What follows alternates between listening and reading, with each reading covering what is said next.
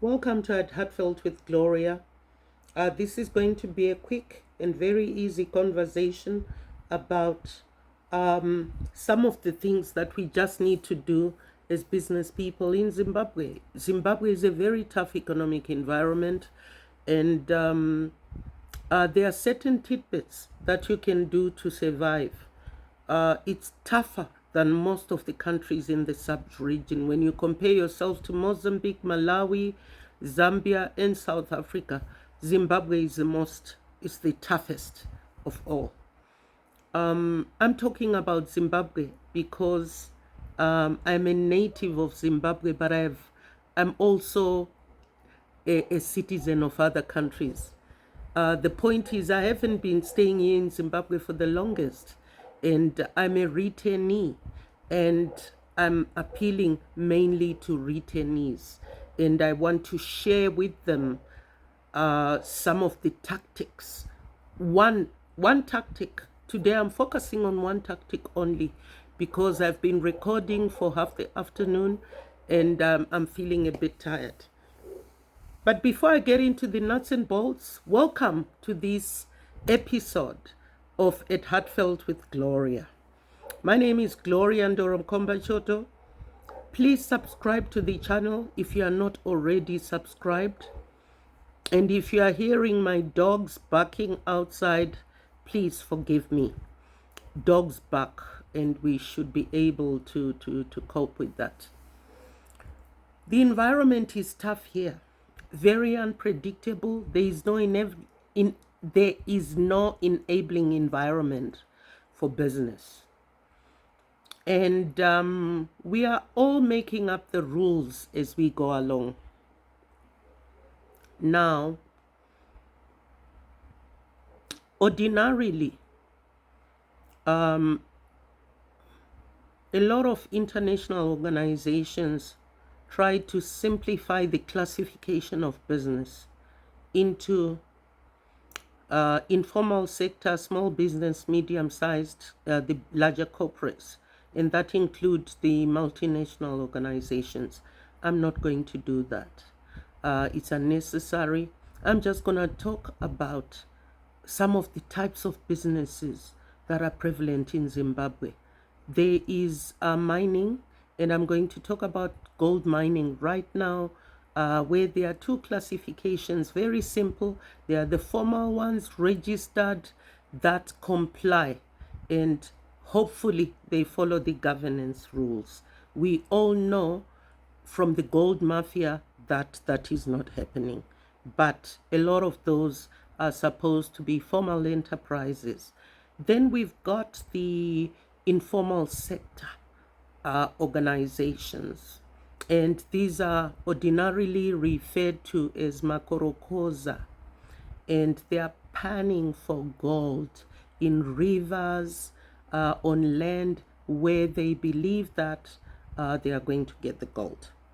Then you've got people who are doing all sorts. They are trading. Some of them go to Zambia, Malawi, South Africa, Mozambique. They get produce, they get products, bring it into the country and sell at a profit.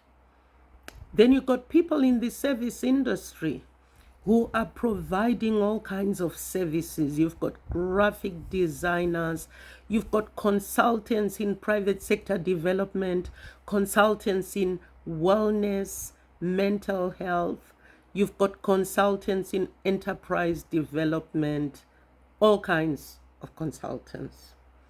And I am actually minimizing the discussion because we know that in the service industry, there are so many. You've got organizations here in Zimbabwe that are not called Uber, but it's a local Uber like Reader. Then you've got others who are unregistered who charge astronomical rates. So in every sector you can conceive of, there is business. It doesn't matter where you are operating in. Then there is agriculture. I haven't even spoken about agriculture. A lot of people are getting into agriculture, they are going into animal husbandry, they are going into cropping. You can further disaggregate all that and segment it. In animal husbandry, you could be doing goats, you could be doing cattle fattening, you could be doing chickens and all kinds of things, cropping of groundnuts, wheat, maize, you name it. So there are many sectors in Zimbabwe. And but what I want to talk about is the fact that Zimbabwe is a highly networked society, highly networked. And those who are coming from outside are going to find it difficult to penetrate those networks. There seems to be a division between those who never left and those who are now wanting to come back. And essentially, when you are not part of that connection, you don't get the business. It's highly networked. I know of people who are well connected at CEO level. Some of them are even fronting for those CEOs, and business comes to them legitimately, in quotations, and they are thriving. It's not for us here to judge. We are not here to judge, but we are just stating what is on the ground. So if you don't have networks in Zimbabwe, it's going to be very difficult for you to permeate industry, commerce, retail, unless you've got an uncle or an aunt who knows somebody who knows somebody who knows somebody. That's how it works.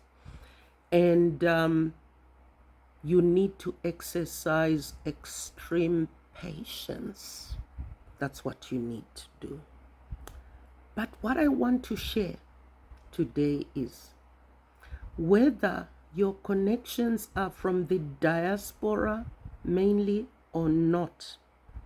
You need to create a cohort for yourself of people where you do at least monthly catch-ups. Why are those catch-ups important? I'm also talking to the ones who are local, who are struggling to permeate certain levels of connection. You need to have a system in place where you have monthly catch-ups. Why are those catch-ups important? In those catch-ups, that is where you share information about what is happening in your industry, in other industry. If you got information on those industries, everybody shares, but also you share your connections.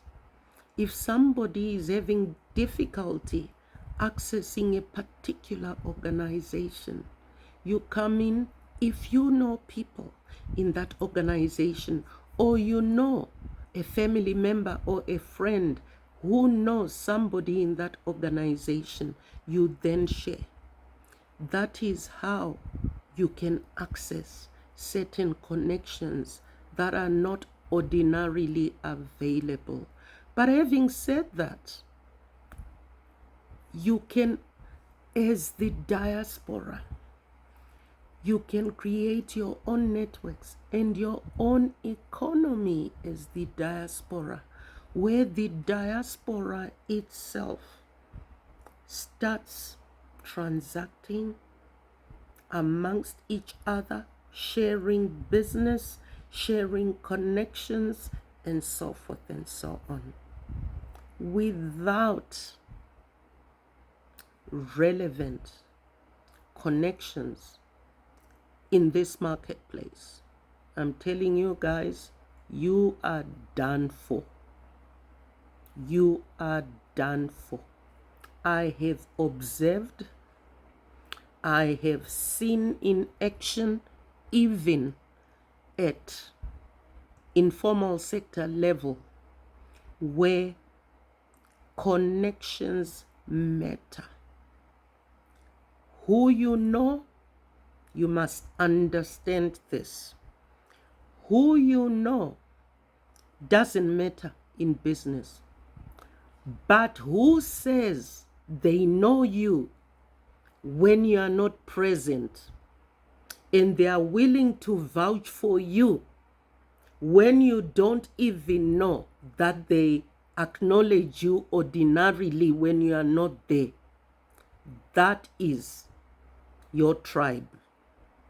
So today I want to share with you and say, know your tribe. Your tribe is not who you know. You can know people and they can know you, but if they are not going to bring value to your business, they are useless.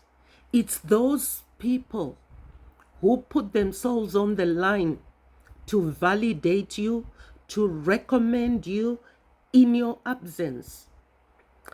That is your tribe. Those are the ones who are going to bring food, not to your table, but to your mouth, in the mouth of everybody who is resident in your household. On that note, I say thank you. I hope you are going to take this advice seriously. But most importantly, please subscribe to the channel.